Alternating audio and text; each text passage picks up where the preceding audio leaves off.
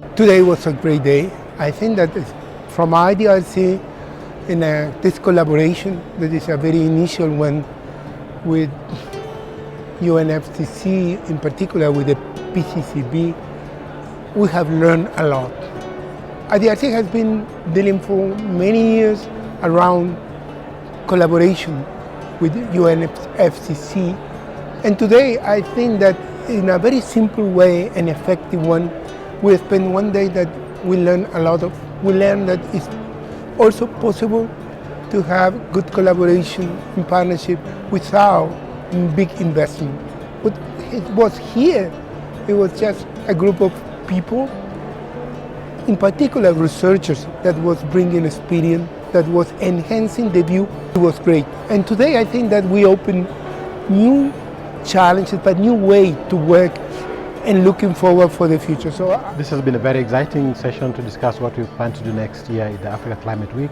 Three things that have really struck me. One is the lessons that we've got from what happened in Latin America and Asia Pacific. We are going to take those forward, particularly in terms of making sure that there's diversity in participation. For us, Africa, that's unique because we need some inclusivity in terms of language. The second thing is actually connecting universities to the policymakers and private sector, as well as NGOs.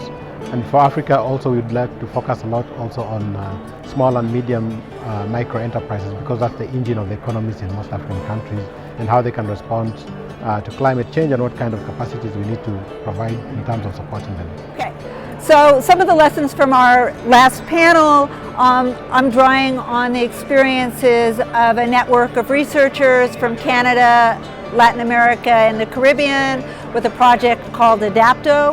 And we've been doing action research projects and other kinds of capacity-oriented activities around gender and local adaptation to climate change.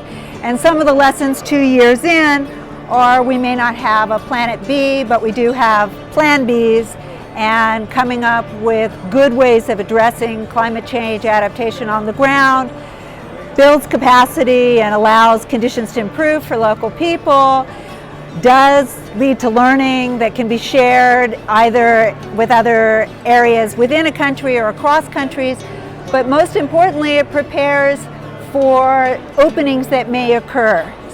So today, in today's session, we discussed the importance of the academic sector in creating and sustaining capacities that are created through multi-sectoral approaches for addressing key issues on climate change. So I enjoyed the panel a lot. We were talking about the role of universities and network in trying to advance knowledge in an interdisciplinary and cross-sectoral way. I saw that a lot of similar initiatives are taking place, so that's definitely a takeaway. I learned, I got to know a lot of new people, and I'm looking forward how we can now really move practice and academia in the future together. Thanks. When thinking about capacity building, I will emphasize that you have also to think about the student's profile and background, and what are the meaningful learnings that they require for their daily practices as well. In that sense, bringing and mainstreaming the gender approach into academia is a target that every institution should consider in the future. A paper like this that we just presented in this side event is quite useful in order to surface the real capacity building needs and gaps that the private sector has right now, and I am hopeful that in the future those gaps are going to be filled up. I mean, there will be no more or less gaps, and we will be able to tackle and combat climate change in a better way. That these knowledge to action days are really essential at this time in the process. There's room for dialogue, what I would call like deep dialogue, and the full spectrum of actors is there. I mean, the diversity of actors, and this kind of deep dialogue is needed more than ever before in this process.